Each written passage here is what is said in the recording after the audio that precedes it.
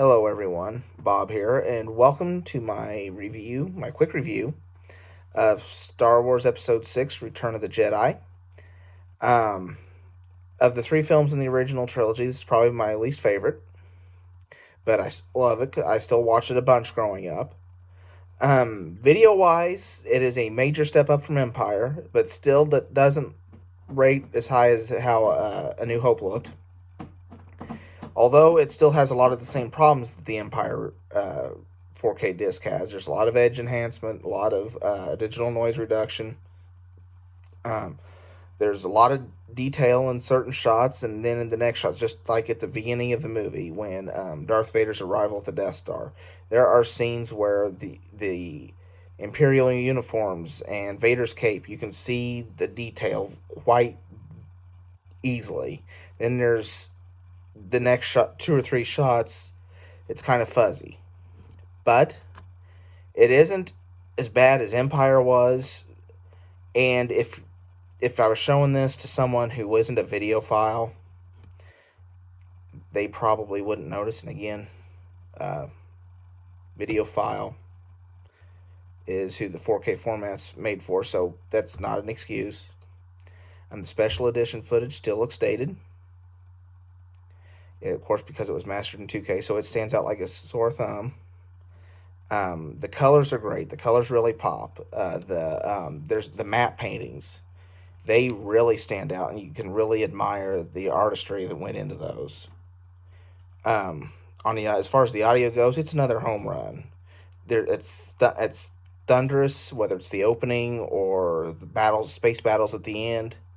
There's lots of detail throughout. There's excellent atmosphere in any of the crowd scenes, like Jabba's palace, the mission briefing, any scene with a group of Ewoks. It's all good. The dialogue is crisp and clear, and the audio is authoritative. I run my Denon receiver that I use as a preprocessor. It goes from 0 to 99 on the volume scale. And most of the time when I'm judging something for reference, I leave that at 60. There's only been a few times I've had to turn it down. One of them, which was the Dr. Sleep 4K that I discussed earlier. Sometimes I will turn it up just a bit, but most of the time I run it at 60. That's my reference level, and it sounded amazing at that. So another home run. Bravo. As for the film itself, it's about Vader's redemption, with, of course, a few side tracks on there with, rescuing Han and Luke going back to Dagobah to talk to Yoda again. But overall, it's a great film. It's a fun ride.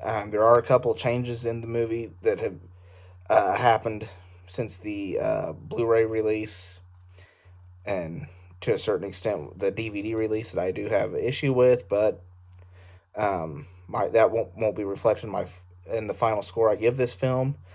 Speaking of final scores, I'm going to give the video an 8 out of 10. I know that's higher than a lot of people did, but it looked pretty good to me. This is still, even with the problems that these video transfers had for Empire and Jedi, these are the best these films have ever looked and probably will ever look. Audio, I gave it a 9.5 out of 10. I jumped back and forth, 9.5 for 10, and I went ahead and gave it a 9.5. Film-wise, I gave it a 10 out of 10. I thought about giving it a 9.5 just because it's in my mind, the weakest of the three movies. But with that being said, I still love it to death, so I had to give it a perfect score. I hope you enjoyed this quick review. Thank you so much for watching.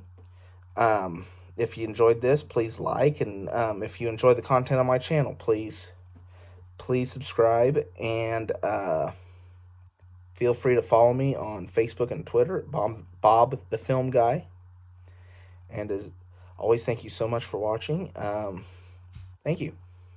See you next time.